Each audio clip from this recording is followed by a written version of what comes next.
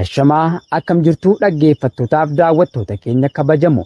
Kun qophii addaati. Qophii addaa guyyaa har'aatiinis kabaja hundeeffamuu har'aata biyyoolessa Oromiyaa waggaa 5ffaa ilaalchisee keessummaa tokko qabanne isiniif dhiyaanneerra. Egaa ogeessota har'aata biyyoolessa Oromiyaa waliin ta'uun qophicha qopheessaa kan isin waliin turu ani Booree Addunyaati. Aga xumura sagantaa keenyaatti nu waliin turaan feerraa keenya kabajaati. Akkuma beekamu kabajni miidiyaa jechuun beekamtii fi kabaja gaazexeessitoota hojjettoota miidiyaa fi ga'ee miidiyaan hawaasa dimokiraatawaa keessatti qabu keessumaa bilisummaa fi walabummaa isaa ilaalchisee kennamuu agarsiisa. Kabajni kun yeroo baay'ee guyyoota akka guyyaa bilisummaa pireesii addunyaa irratti ibsama. Ayyaanni miidiyaa gama biraatiin taateewwan sochiiwwanii fi duula waa'ee bilisummaa pireesii irratti hubannoo uumuu, bu'aa bahii kabajuu fi barbaachisummaa miidiyaa hawaasaa keessatti hubatan dabalatee caalaatti kan hammate ta'uu danda'a. Egaa nus kabaja ayyaana hundeeffamuu har'aata biyyoolessa Oromiyaa waggaa 5ffaa ilaalchisee keessummaa qabannee isiniif dhiyaannee jirra.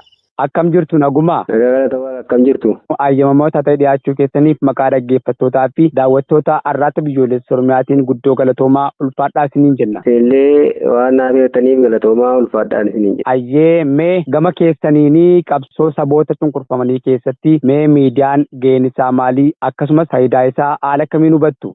Haa ta'u galatoomii miidiyaan egaa akkuma beekamu qabsoo warraaqsaa saba tokko keessattis akkasumas qabsoo misoomaa dinagdee biyya walabaa tokko keessatti ga'ee guddaa kan inni qabu. Sababni isaa miidiyaan amala isaa keessatti miidiyaan walabaa akkasumas miidiyaan kan uummataati. Miidiyaan haqa baasaa akkasumallee miidiyaan humna qabaa. Itti dabalanuus miidiyaan burjaajii hawaasaa hambisaa akkasumallee dabalataan miidiyaan dhaabbilee walaba ta'an addunyaa kanarra jiran keessaa isa tokko waan ta'eedhaafi gama kamiin iyyuu miidiyaan biyya tokkoof guddina biyya tokkoo misooma dinagdee hawaasummaa biyya tokkoo jijjiiruu guddisuu wal'aanuu keessatti ga'ee guddaa waan qabuudhaaf miidiyaan qabeenya guddaa biyya tokkooti kan jedhu yaada qaba. Egaa ulfaadhaa isiniin jecha mee qabsoo bilisummaa Oromoo keessatti hoo bu'aa maalii sabaaf buusaa jira miidiyaan?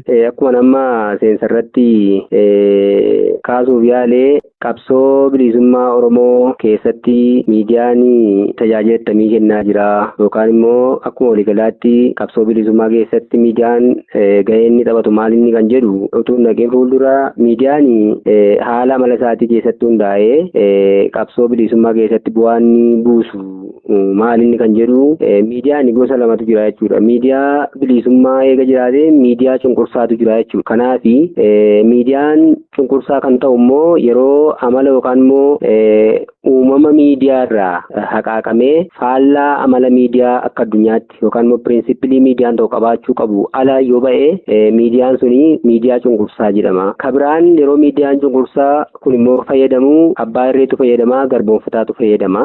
Kanaaf faallaa kana miidiyaan dhaabachuun murteessaa ta'a jechuudha. Miidiyaan haqaa dhaabbachuutu irra jira jechuudha. Miidiyaan haqaa egaa miidiyaa bilisummaa saba tokkodhaaf cunqursaa uummata tokkorraa kaasuudhaaf dhaabbatu olola burjaajii kan humni garboonfataa yookaan immoo abbaa irree tokko saba isaa cunqursuu irratti dhiibbaa irratti geggeessuu irratti olola irratti oofuu irratti burjaajii uumuu irratti kan inni qopheeffate tokko faallaa isaa dhaabbatee haqa baasuudhaaf walaba ta'ee dhaabbachuutu irra jira waan ta'eedhaafi bilisummaa keessatti yookaan immoo qabsoo bilisummaa keessatti miidiyaan ga'ee guddaadha kan inni qabu. Sababi isaa maaliif ijaaf gurra uummataa ta'ee yookaan immoo saba cunqurfamaa sana ta'ee miila isaas ta'ee gurra isaas ta'ee yookaan immoo qaama miiraa isaa ta'ee cunqursaa irratti geggeeffamu olola irratti oofamu ajjeechaa dhiiticha hidhaa akkasumas buqqaatii gubiinsa manneenii kan hunda mootummaa garboonfataan tokko irratti raawwatu sana saba dhoksee ukkaamsee inni miidhaa garaagaraa irratti geggeessu sana akka inni ifatti ba'ee uummati waan dhugaa tokko haqa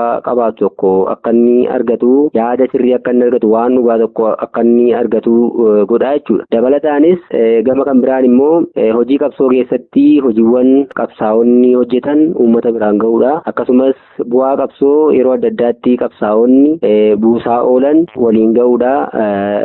Daariitti amma daariitti yookaan immoo kaabaa kibbatti yookaan baadiyyaatti akka uummanni waan qabsoo keessatti geggeeffamaa jirtu sana akka isaan hubatan hubatan gochuudha. Lammata uummata barsiisudha jechuudha. Dhiibbaa cunqursaan qabu garboomfataa irratti geggeessu. Lammata immoo hojiin qabsoo maal akka inni ta'ee fi maaltu yeroo kam hojjetamuu akka qabu akka uummati deeggaraan jaallattoonni qabsoo sanaa yookaan immoo uummati jiru sun akka inni beekuudhaa fi faayidaa guddaa qaba. Kanaaf qabsoo bilisummaa keessatti miidiyaan waraana cimaadhaa kan jedhu yaada qaba. Egaa ayyee ammallee irra deebii ulfaadhaa isiniin jecha egaa gama miidiyaa qabsoo dhaabaa ABO'tti yoo dhufnu immoo arraatni biyyoolessa Oromiyaa erga hundeeffameetii waggoottan 5 kana keessatti qabsoo bilisummaa Oromoo jabeessuu keessatti maal hojjetee ga'ee maalii taphachaa jira jettu?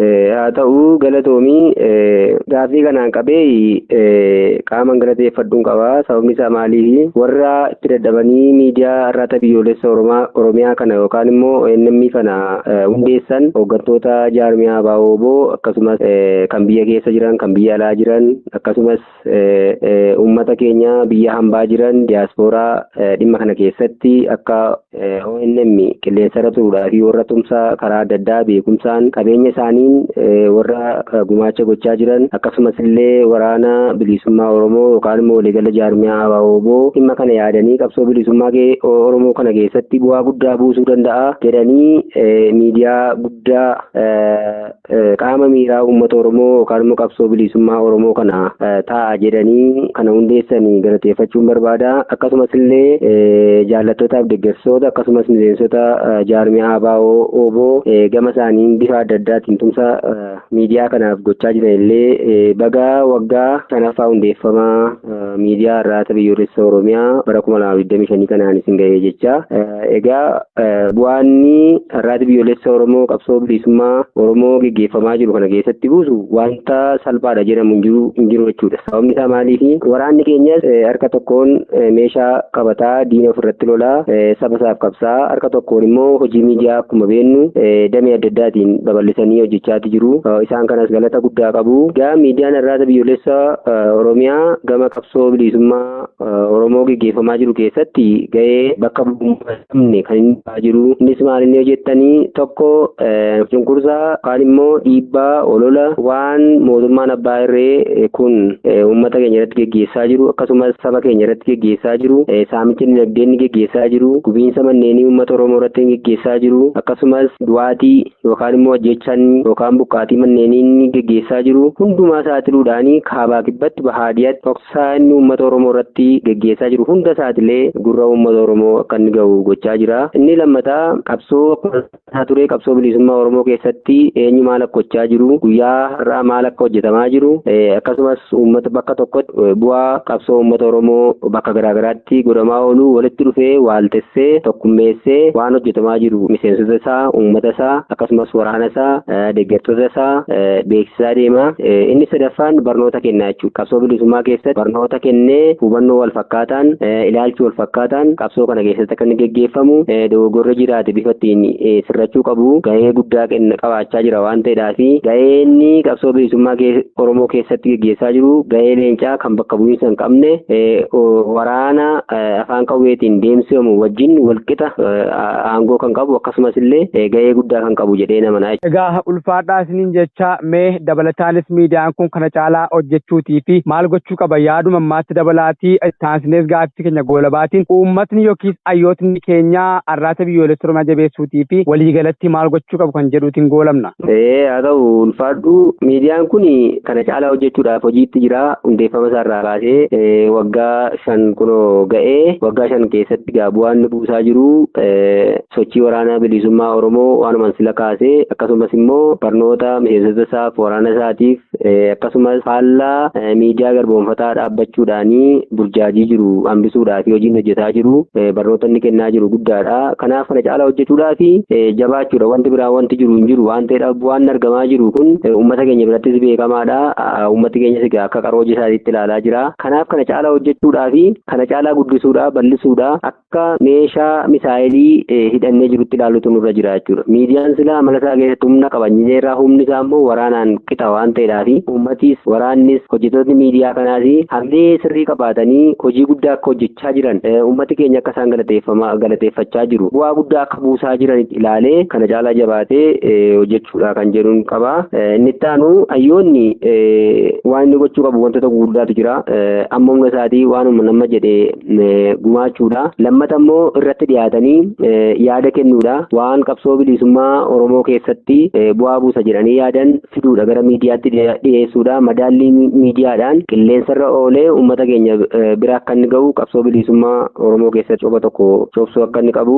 Inni lammataa tumsuudha. Qabeenya keenyaan tumsuudha. Yaada keenyaan tumsuudha. Hayyoonni keenya biyya keessa jiran biyya alaa jiran akkasumas warri ogummaa miidiyaa qaban akkasumas warri qabeenya qaban bukkee dhaabbatanii gama kamiin iyyuu miidiyaa qaama miiraa uummata Oromoo ta'e kana qaama miiraa qabsoo bilisummaa Oromoo ta'e kana bukkee dhaabbatanii akka inni qilleensarra turu akka inni miidiyaa jaallatamaa miidiyaa guddaa addunyaa ta'ee jiru kana beekanii gama kamiin iyyuu cichoomina guddaadhaan bukkee dhaabbatanii miidiyaa walabaa miidiyaa uummata Oromoo kan addunyaan ajaa'ibsiifatu ta'uudhaa fi gama kamiin iyyuu waan bu'aa buusa jedhanii yaadan kamiin bira dhaabbachuun baay'ee murteessaa ta'a jedha. Egaa ayyee sabboonaa akkasumas deeggaraa qabsoo bilisummaa Oromoo keessattiyyuu hordofaa miidiyaa Arraata Biyyoolessa Oromiyaa kabaja hundeeffamuu Arraata Biyyoolessa Oromiyaa waggaa 5ffaa ilaalchee waan qabsoo bilisummaa Oromoo fi akkasumallee miidiyaan addunyaa irratti bu'aa akkamii qabaa maal buusee saba cunqurfameetiif ergaa maalii kenna kan jedhu irratti yaada dhiyaattee aga xumura sagantaa keenyaatti waan nu waliin taasisteef maqaa dhaggeeffattootaa fi daawwattoota Arraata Biyyoolessa Oromiyaa ONM'tiin guddoo galatoomii ulfaadhu siin jenna. Isinillee guddaa galatoomaa waan na abeertaniif. Egaan dhaggeeffattootaaf daawwattoota keenyaa ammas daran miidiyaa Arraata Biyyoolessa Oromiyaa sagalee cunqurfamtootaa hordofuun jajjabeessuun cina dhaabbachuun waan Oromiyaa fi golee uummata impaayiratti guutummaa keessatti ta'u yeroo yeroon akka nuun geessan ammallee dhaamsa isiniif qabaanna. Egaa kanis waliin ture ogeessa Arraata Biyyoolessa Oromiyaa waliin ani Booree Addunyaati. Aga xumura sagantaa keenyaatti waan nu hordoftaniif guddoo galatoomaa. Horaa bulaa deebanaa injifannoon uummata Oromoo.